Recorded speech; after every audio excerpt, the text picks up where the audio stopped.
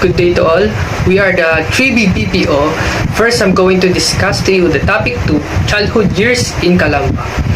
Calamba was named after a big native jar, a hacienda town which belonged to the Dominican order, which also owned all the lands around it. It is a beautiful town covered with irrigated rice fields, and sugar lands. Next is the childhood memories. The first memory of Rizal was his happy day in the family garden when he was 3 years old. Because he was sickly, and undersized child, he was given the most loving care by his parents. And another childhood memory was the daily Angelus prayer. By nightfall, his mother gathered all the children at the house to pray the Angelus. Rizal also remembered the nighttime walk in the town, especially during moonlit nights. The Rizal children were bound together by ties of love and companionships. They were well bred, for their parents taught them to love and to help one another. Of his sisters, Rizal loved most Conceptions, the little Concha. He was a year older than her. He played with her, and from her, he learned sisterly love. Unfortunately, Concha died of sickness in 1865. The death of little Concha brought Rizal his first sorrow. At the age of 3, Rizal began to take part in the family prayers. When Rizal was 5 years old, he was able to read hangtingly the Spanish family Bible. One of the memorable anecdotes between the young Jose was when his mother was reading to him a Spanish reader entitled El Amigo de los Niños, the children's friends. She noticed him not paying attention to her as she was reading the content of the book in Spanish. Jose instead was attracted to a pair of monks circling the flame of the oil lamp. The smaller monk got so attracted to the flame that it flew too close. Its wing got burned and fell into the oil and died. The story of Monk made the profoundest impression on Rizal, died a martyr to its illusions. Last, at the age of 5, Rizal began to make sketches with his pencil and to mold in clay and wax objects, which attracted his fancy. Sa aking mga kabata, to my fellow children, Rizal's first poem in native language at the age of 8. This poem reveals Rizal's earliest nationalist sentiments. At the age of 8, Rizal wrote his first dramatic work, which was a Tagalog comedy. Influences on Rizal's boyhood. In lives of all men, there are influences which cause some to be great and others not. In the case of Rizal, he had all the favorable influences few other children in his time enjoyed. Aside from his immediate family, Rizal's 3 uncles added to Rizal's inspiration. Tio Jose Alberto studied for 11 years in British school in Kolkata, India, and had traveled to Europe.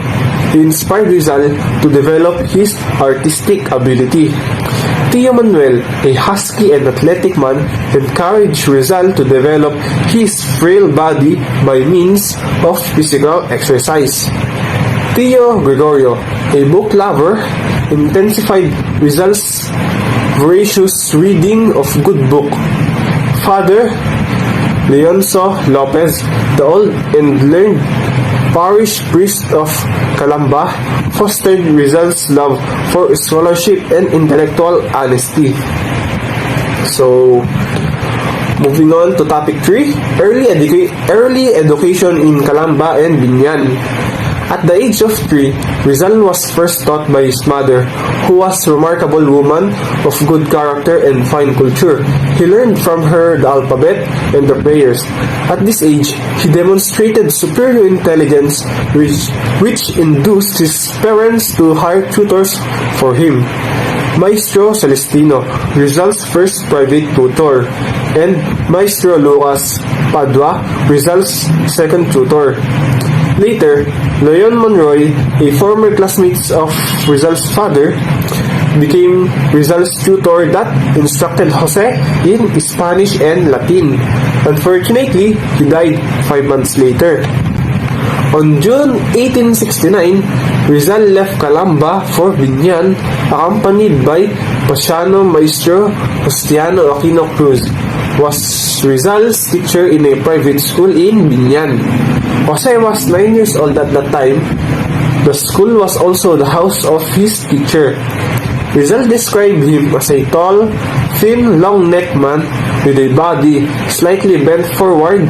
As a teacher, he was quick to discipline his student for any infraction with a short, thin stick, especially if the wrong answer is given.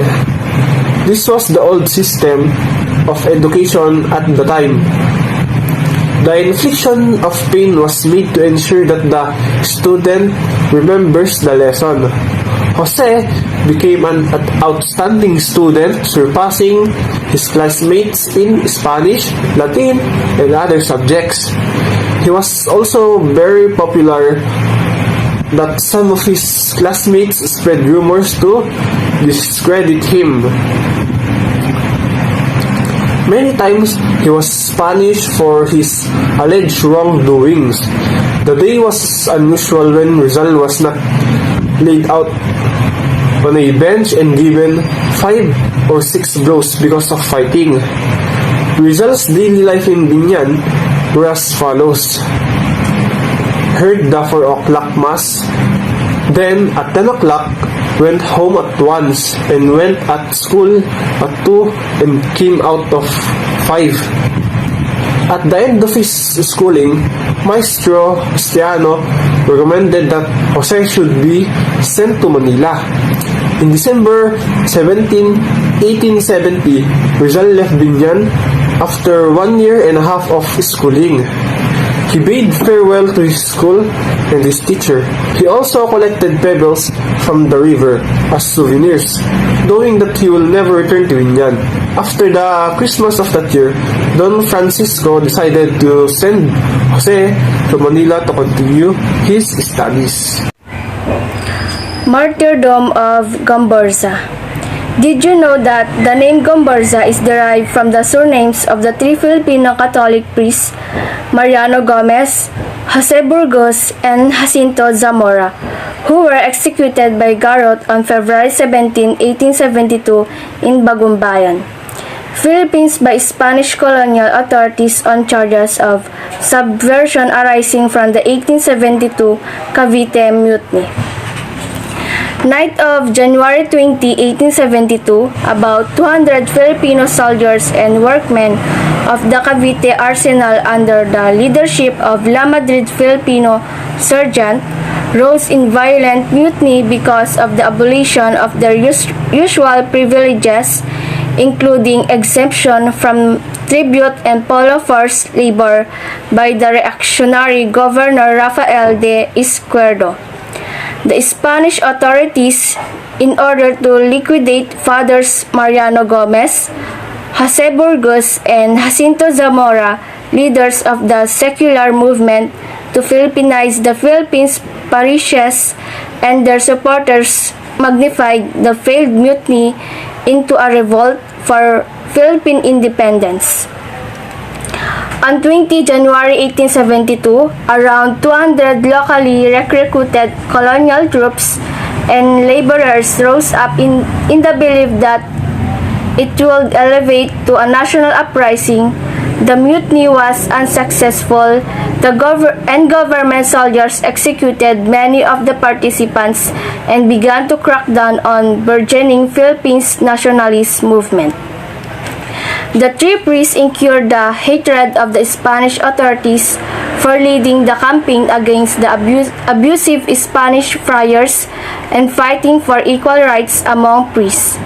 They fought on unresolved issues about secularization in the Philippines that resulted in a conflict among the religious regulars and the church seculars. The Cavite Mutiny of workers in the arsenal of the naval shipyard over pay reduction owing to increased taxation was magnified into a dangerous rebellion and was seized by Spanish authorities as an occasion to silence the proponents of secularization. The Spanish prosecutors bribed a witness to testify against the three priests who were charged with sedition and treason, which led to their death by garrote. Their execution left a profound effect on many Filipinos, including Dr. Jose Rizal, the national hero, who were dedicated his second novel, Al Filibusterismo, to their memory. Next is injustice to Rizal's mother. Before June of 1872, tragedy struck the Rizal family. Donna Teodora was suddenly arrested on a malicious charge that she and her brother, Jose Alberto, tried to poison the latter's deceitful wife. Long story short, Teodora was incarcerated and was made to walk a grueling 50 kilometers from Calamba to a jail in Santa Cruz, Laguna. The young Rizal knew of this and wrote an account entitled The Injustice Done to My Mother, in which he details the events that took place and the great unhappiness it brought him. Topic 4 at the Ateneo Municipal 1872 to 1877. The Ateneo Municipal is a college under the supervision of the Spanish Jesuit. It was formerly Escuela Pia Charity School, a school for poor boys in Manila, which was established by the city government in 1817. On June 10, 1872, Rizal, accompanied by the Pasiano, went to Manila. Father Major Ferrando, who was the college registrar, refused to admit Rizal in Ateneo for two reasons. First, he was late for registration. Second, he was sickly and undersized for his age. Through the intercession of Manuel Ceres Burgos, Rizal was reluctantly admitted at the Ateneo. Jose was the first of his family to adopt the surname Rizal. He registered under this name at Ateneo because their family name Mercado had come under the suspicion of the Spanish authorities. At the time Jose studied in the Ateneo, this college was located in Intramuros, 25 minutes walk from the college. Jesuit system of education. The system of education given by the Jesuits in the Ateneo was more advanced than that of other colleges in that period. It trained the character of students by rigid discipline and religious instruction. It promoted physical culture, humanities, and scientific studies. Aside from academic courses leading to the degree of Bachelor of Arts, it offered vocational courses in agriculture, commerce, mechanics, and surveying. The students heard Mass in the morning before the beginning of the daily class. Classes in every subject were opened and closed with prayers.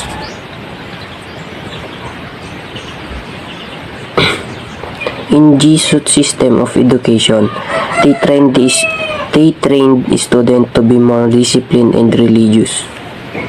Students were divided into two groups: Roman Empire consisting of internos and the Carthaginian Empire composed of the externos. The empires had ranks. Emperor, the best student in each empire. Tribune, the second best Decorian, the third best Centurion, the fourth best, and the Standbearer, the fifth best. Between empires, they fought the intellectual supremacy within the empire. The student fought for this position by challenging the ones holding the ranks to answer questions based on the day's lesson. In June 1872, 12-year-old Jose Rizal enrolled at the Ateneo Municipal de Manila in Intramuros. Rizal launched himself into studies that sharpened not only his capacity for critical thinking and discernment, but also his love for God and country. 5 years later, he graduated with a Bachelor of Arts degree, first year in Ateneo. Father Jose Bech was Rizal's first professor in Ateneo. To improve his Spanish, Rizal took private lessons in Santa Isabel College during the noon recesses when other students were playing or gossiping. He paid 3 pesos for those extra Spanish lessons. Being a newcomer and knowing little Spanish, Rizal was placed at the bottom of the class. Hence, he was assigned to the Carthaginians, occupying the end of the line.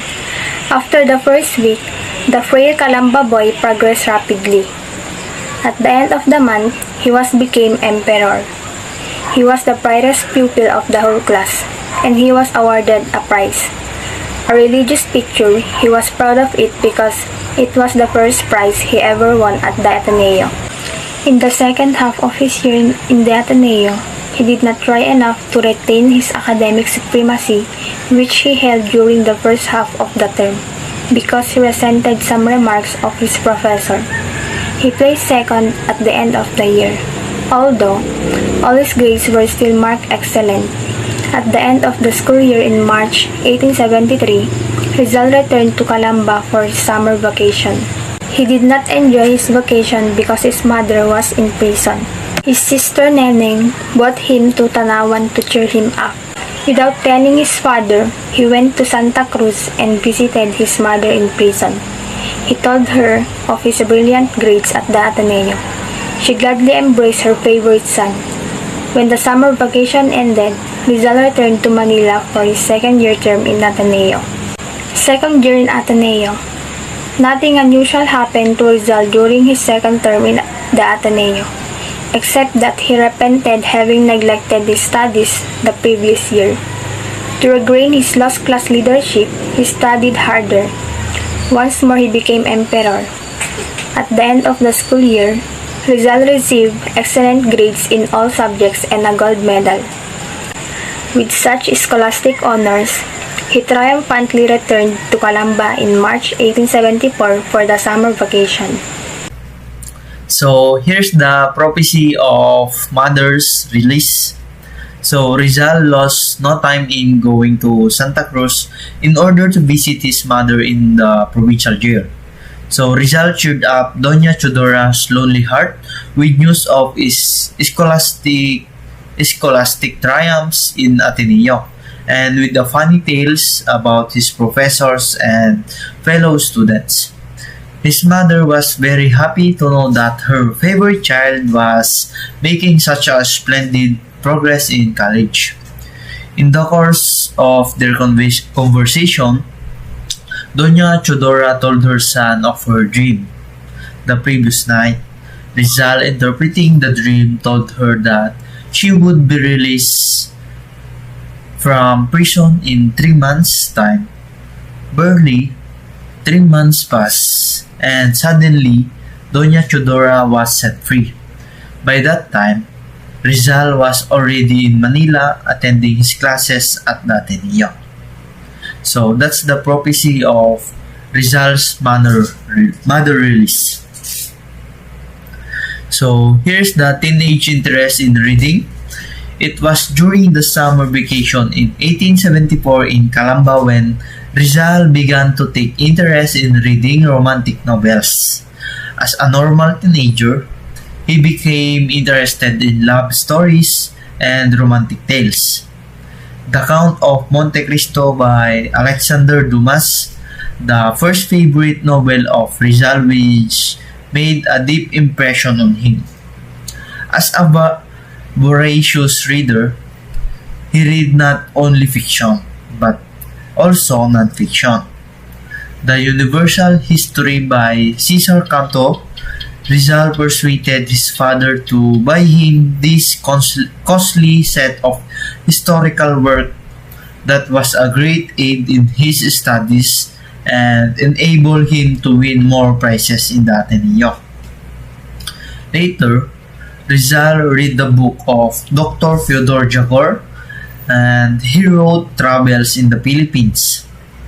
Rizal was impressed in this book because of 1. Jagor's keep observation of the defect of the Spanish colonization. 2. His prophecy that someday Spain would lose in the Philippines and that America would come to succeed her as a colonizer. So that's the teenage interest in reading of Jose Rizal. Thank you. Third year in Ateneo, year 1874 to 1875. When Rizal returned for his third year, his mother was released from prison. He was able to concentrate more on his studies. However, at the end of the year, he remained dissatisfied even as his grade remained excellent. He won only a single medal in Latin as his Spanish classmate beat him in speaking Spanish. At the end of his school year, on March 1875, Rizal returned to Calamba for the summer vacation. So bumalik si Rizal upang ipagpatuloy ang kanyang pag-aaral ng tatlong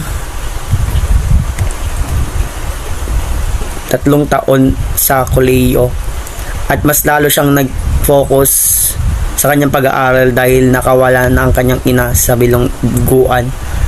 At kahit anong galing man ni Rizal di pa rin siya na-satisfied kahit man perfect na lahat ng mga score niya sa mga exam, di pa rin siya na-satisfied doon.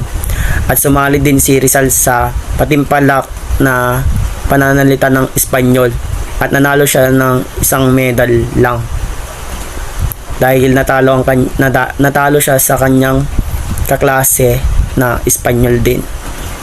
At bumalik din si Rizal pagkatapos ng kanyang school year. Bumalik ulit siya sa Calamba para magbakasyon. Fourth year in Ateneo, year 1875 to 1876. After a refreshing and happy summer vacation, Rizal went back to Manila for his fourth year course.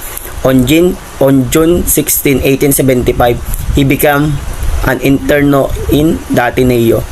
One his professor this time was Father Francisco de Paula Sanchez, a great educator and scholar, one of Rizal professor who inspired him to study harder and write poetry. Rizal was highest in all subjects and won 5 medals at the end of the school term. He was the most brilliant Atenean. He was truly the pride of Jesuit. On March 23, 1877, commencement day, Rizal, who was 16 years old, received the degree of Bachelor of Arts with highest honors. So pagkatapos ng kanyang bakasyon, bumalik ulit si Rizal para pagtuloy ang kanyang pag-aaral ng 4 na taon sa kolehiyo. At naging interno din siya nung June 16, 1875 sa kanilang paaralan na Ateneo. At isa rin si Father Francisco de Paula Sanchez ang kanyang guro at siya rin yung nagudyot upang magsulat si Rizal ng poetry. Si Rizal din ang pinakamataas lahat ng mga subject siya yung pinakamataas sa kanilang magkakaklase. At nanaro din si Rizal ng 5 medals pagkatapos ng school year. Nung 16 na si Rizal na-receive na niya ang kanyang kurso na Bachelor of Arts na may highest honor. Extracurricular activities. Rizal, unsurpassed in academic triumphs, was not a mere bookworm. He was active in extracurricular activities, an emperor inside the classroom. He was a campus leader outside. He was an active member, later secretary of a religious society, the Marian Congregation. He was accepted as a member of this solidarity not only because of his academic brilliance but also because of his devotion to Our Lady of the Immaculate Conception, the college patroness. Rizal was also a member of the Academy of Spanish Literature and the Academy of Natural Sciences. These academies were exclusive societies in the Ateneo, to which only Ateneans who were gifted in literature and sciences could qualify for membership.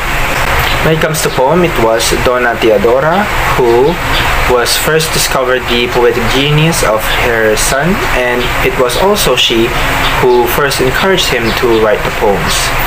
However, it was Father Sanchez who inspired Rizal to make full use of his God-given gift in poetry. Some examples of his writings when he was at Ateneo. 1874, Mi Primera Inspiración, or My First Inspiration. The first poem Rizal probably wrote during his days in Ateneo, which was dedicated to his mother in her birthday. Rizal wrote it before he was 14 years old. 1876, Rizal wrote poems on various topics like religion, education, childhood, memories, and war. Below are some of his outstanding poems. First, we have An Recuerdo a mi pueblo, in memory of my town. A tender poem in honor of Calamba, the hero's natal town. Rizal was 15 years old when he wrote this poem. Second, we have Alianza Intima entre la Religión y la Buena Educación, or Intimate Alliance between Religion and Good Education. Rizal showed the importance of religion in education. Third, we have San Eustacio Martir, or Saint Eustace the Martyr, a drama based on prose story of Saint Eustace, which he wrote in poetic verses during the summer vacation of 1876 and finished it on June 2, 1876. Be the one to present the painting, sculptural works, and the first romance of our beloved hero, Dr. Jose Rizal. First is painting and sculptural works. Aside from writing poetry, he devoted his spare time to fine arts. He studied painting under the famous Spanish painter Agustin Saez and sculpture under Romualdo de Jesus, a Filipino sculptor. Both art masters honored him with their affection for he was a talented pupil. Next is the first romance of our hero. Our hero was linked to numerous women in his day, but the first love he ever had, according to his diary Memorias de un Estudiante de Manila, was Segunda Katigbak. He details his feelings for her and documents their correspondence, which is something many of us can relate with. These were the three words our hero used to describe the 14-year-old Katigbak in his diary. She is not the most beautiful woman I had ever seen, writes our hero, but I blush every time she look at me. I have not met anyone more alluring and beguiling. Coincidentally, Katigbak attended the same school as her sisters, Colegio de la Concordia. Many times, our hero visited Katigbak at La Concordia under the pretense of visiting her sisters there.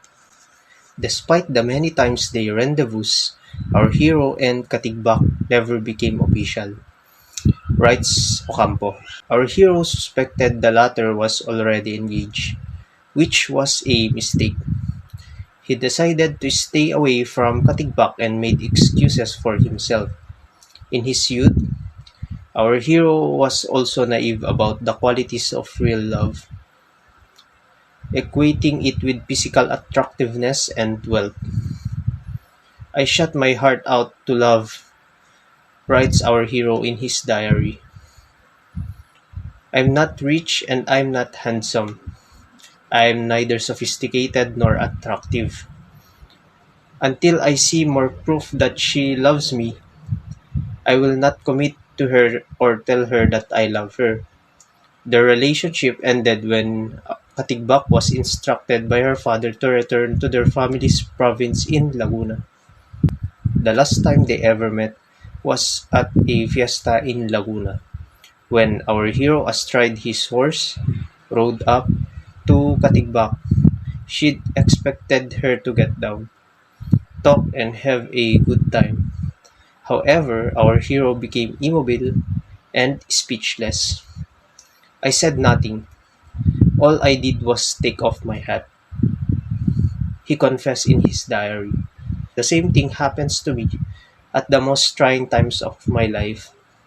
I became too sleep, speechless, and overcome with emotions.